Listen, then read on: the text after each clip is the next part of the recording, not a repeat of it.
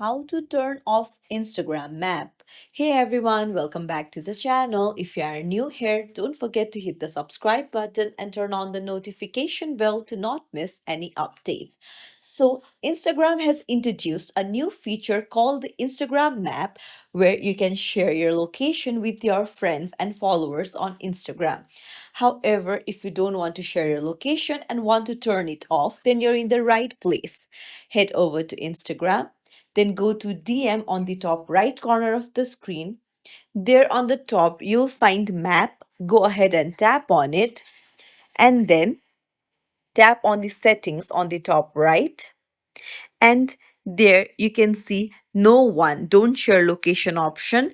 Just tap on it and then tap on until you turn it back on and then hit done.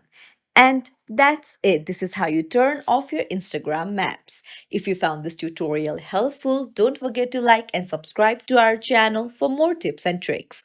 Thank you for watching.